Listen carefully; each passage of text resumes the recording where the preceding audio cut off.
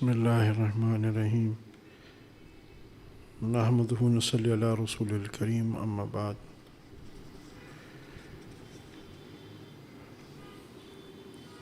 Our series of Durus of Ikmal al-Shiyam, written by the very famous Sheikh Ataullah Ibn Ataullah Sikandari Rahmatullah alayh. Today, a topic about which his malfuzats are there is qabz and bast. Two states that the salik goes throughout his suluk. Those who are in the who are bed to some sheikh would well know what qabz and bast is, but let me just briefly tell you what qabz and bast is for a salik. In fact, all of us in some way or other do keep on experiencing these changes in our lives, and especially the salik, the traveler of this path. Bust is a situation where you're very buoyant. There's, as you would say, there's a lot of brightness. You feel like doing all the ibadats. You feel like doing extra zikr, tilawat, and there's a state of happiness, tranquility. In fact, let me describe it in a way, you feel a little high. So in that state, your desire to be more dutiful towards Allah subhanahu wa ta'ala, and there's this ever inbuilt desire at that time for you to do ibadats, because there's a sense of enjoyment when you do those ibadats. Whereas the state of qabz, as people well versed with Urdu, Arabic would know what it means. Qabz would be, when there's a sense of darkness, a sense of containment, a sense of being jailed in a way, a sense of frustration, inner frustration. So obviously what would happen in this stage is that in this stage the salik does not want to even forget the additional optional nawafils and zikr and askar and muraqbah. He finds it very hard even to say his 5-time prayers. His obligatory, mandatory obligations, he finds it very hard to fulfill. So these are the basic two kafiyats, qabz and bas. And we'll be talking the 3 or 4 malfuzat on this, and we'll try to cover this. That's what this chapter comprises of, and shortly we'll try to go through all of them, so we get a fair amount of idea on how we should be dealing in these states. The first, the Shaykh says, He, meaning Allah subhanahu wa ta'ala, kept you in the state of qabz so that you do not remain in this state of bast. And He brought you into the state of bast so that you are not left in the state of qabz. He extricated you from both states so that you be devoted to your Master alone. Now, as I said, these are two stages or states through which the salik keeps on going. And here the Shaykh says that Allah deliberately kept you in this state of qabz, and He did not let you remain in the state of bast. And similarly, He did not let you remain in the state of bast, in a qabz, and eventually He extricated you so that you be devoted to alone, the Master alone, which means Allah subhanahu wa ta'ala. What happens is, especially during the state of bast, when you're feeling very happy, when you're feeling very joyous, when you feel like doing ibadah, and when you sit for muraqbah, you get very enjoyable kayfiyats, maybe visions, maybe spelling, getting smells of some behreen, beautiful athar and perfumes whatsoever, and maybe having visions of the future, or maybe the heavens of the prophets or whatever. So in this state, what happens is that even without realizing, the salik wants to do those ibadas again and again. Now those ibadas are not, although those ibadas he is doing for Allah subhanahu wa ta'ala, but there's an element of mixing in that. Because when he sits for muraqabah, the objective of muraqabah is remembrance of Allah subhanahu wa ta'ala. But when he's sitting for muraqabah, it's not only for the remembrance of Allah ta'ala, subhanahu wa ta'ala, but in his mind or at the back of his mind, there is this desire that when I sit for muraqabah, I'll see this, I'll see the heavens, I'll see the stars, and so on and so forth.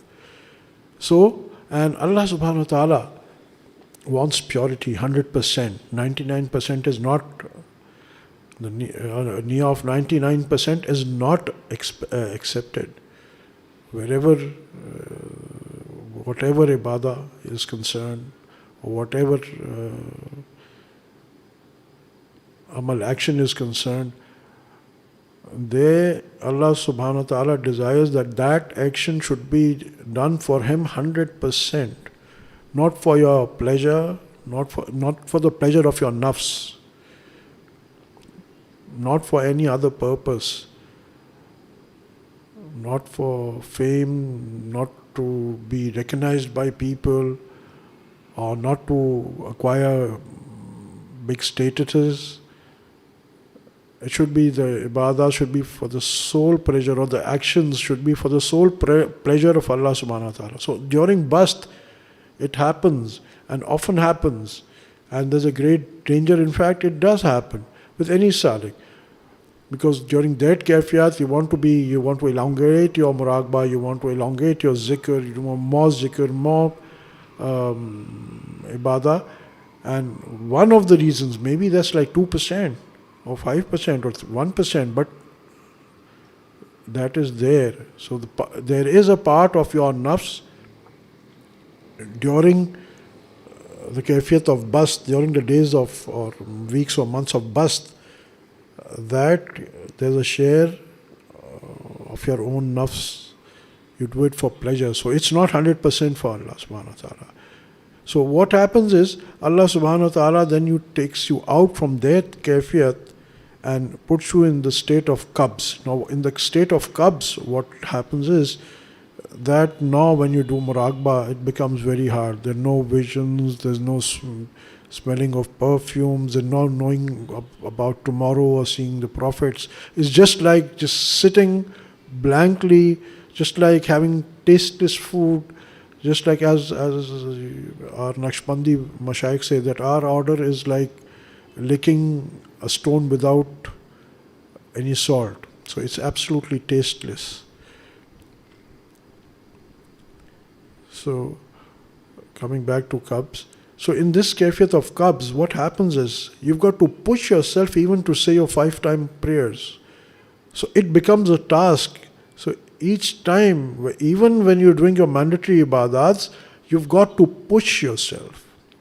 And there's no, within inverted commas, there's no fun, there's no pleasure in your ibadats. There's no satisfaction. In fact, you're not even being able to focus in your muraqabah or focus in your namaz. And it is really very distressful and very, very painful for the salik.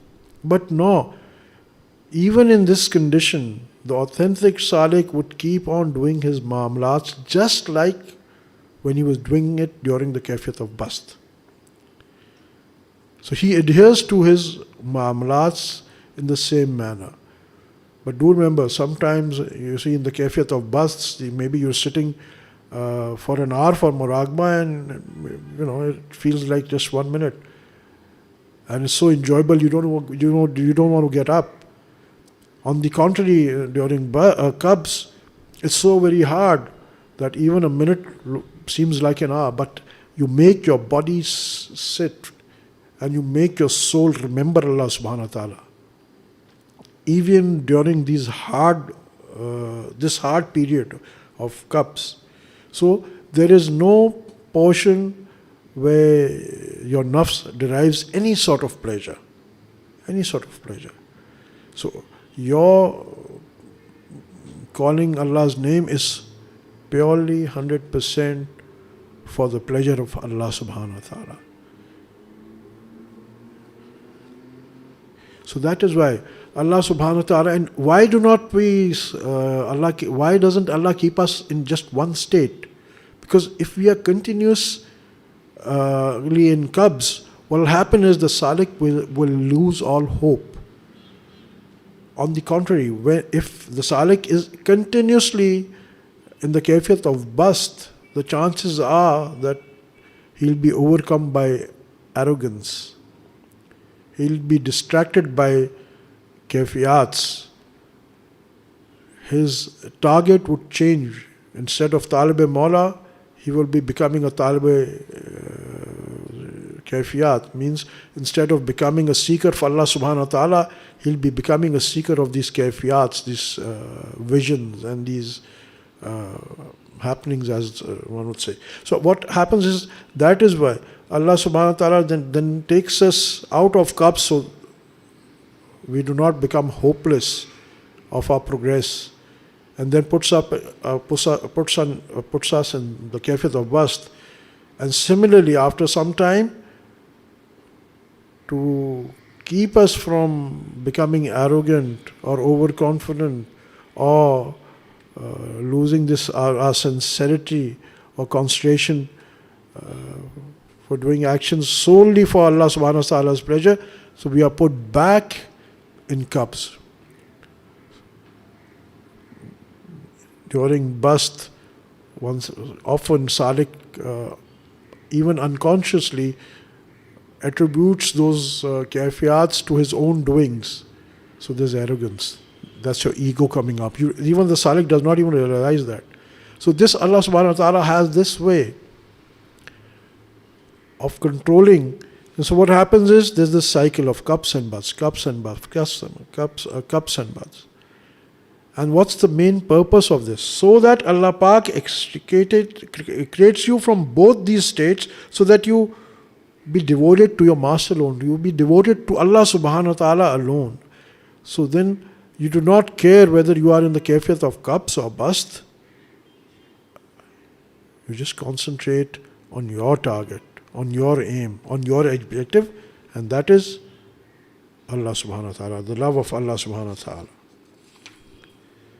Again, the Shaykh says, in the state of bast, when you're happy, the arafeen, the gnosis, the lovers of Allah subhanahu wa ta'ala, are more fearful than in the state of qabz. In bast, only a few remain within the confines of adab.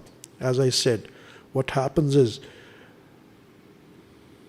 during qabz, since the salik sees himself to be very sinful, and he does not, at that time, in his sight, his own virtues are absolutely zero. He considers himself to be a totally incompetent to be in the court of Allah subhanahu wa ta'ala. And that is bandagi. But whereas in the kayfiyat of bast, unconsciously, and that is why here says the awliya Allah, the arafeen, they're more scared when they are in the kayfiyat of bast, that lest we do action which is a be'adbi in the court of Allah subhanahu wa ta'ala. Again, the Shaykh says, in the state of bast, the nafs has its share of pleasure, but the state of qabz, the nafs has no share. I've explained this, that when you are in a state of qabz, it's a big task just to convince your nafs to even sit for prayers, or sit for muraqbah, or do your tasbihat. Even if you're not doing anything additional, even to stick to your basic mamlat, since it requires such a lot of effort, it is only your sincerity that comes into place, and that is more accepted by Allah subhanahu wa ta'ala. Frequently, again the Shaykh says, frequently in the darkness of qabs, you are granted such knowledge and insight which you will not acquire in the brightness of bast. It is therefore said in the Quran, you do not know who is more beneficial for you among them. Again, the Shaykh says that during this kayfiyat of qabs, the knowledge, the ma'rifat, the gnosis which is given to the salik is much more.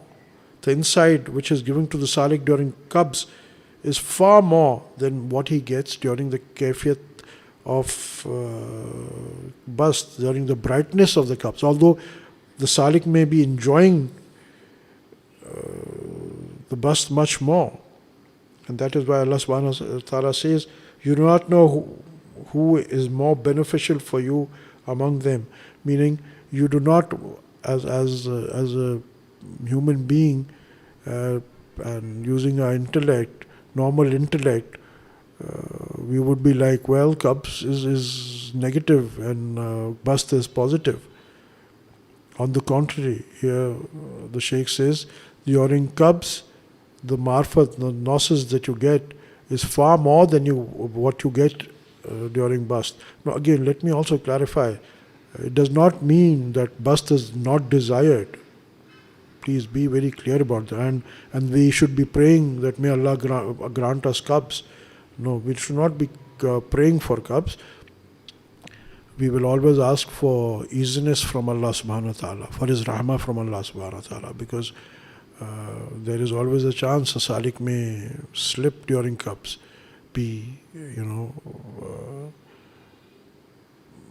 La taqnatu min rahmatillah. Allah wants us to be always hopeful of Him.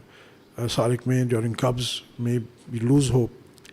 So in this, Mashayikh tell us that during this state of qabs, one thing, be very regular of all your ibadah and ma'amalats just as you were doing in the state of bast. One. Second thing to be done is that keep on reciting istighfar in abundance, because many a times qabs is also and can be also a resultant of your carelessness or of any sin committed. That is also a possibility. I remember Hazrat Ghulam Ali Dehlvi rahmatullah alayh, the Khalifa and Murid of Hazrat Mirza Mazhar Jana rahmatullah alayh. In a place he writes that once from somewhere I ate something, a morsel, which was mujtaba, meaning mushtaba, suspicious. Well, it wasn't haram, but was not absolutely halal, doubtful. And the result was that I started feeling darkness, extreme darkness in my soul. When your soul is cleansed, there is this connection, a continuous 24/7 connection, nisbat, which is called nisbat, that you get with Allah subhanahu wa ta'ala. And wherever dust settles on it, there is distortion in the image, in the marfa, and it is immediately felt by the arifin. So here Hazrat Ghulam Ali Dehlvi rahmatullah alayh says that I immediately went to my Shaykh. Now here is where the Shaykh comes. He's the guide. And I told the Shaykh what had happened. And he said the Shaykh gave me tawajjuh for 40 days. And such immense tawajjuh was that if he had given it to a mountain or elephants, they would have melted.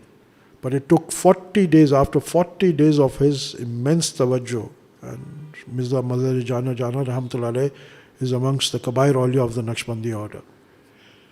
After 40 days of his tawajjuh was my soul cleansed. And I was devoted to the state of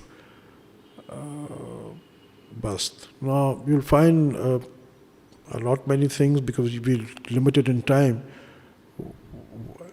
I mean, the question which we would be, how do I realize that whether this cubs is just a part of my nurturing, or is this cubs due to a sin?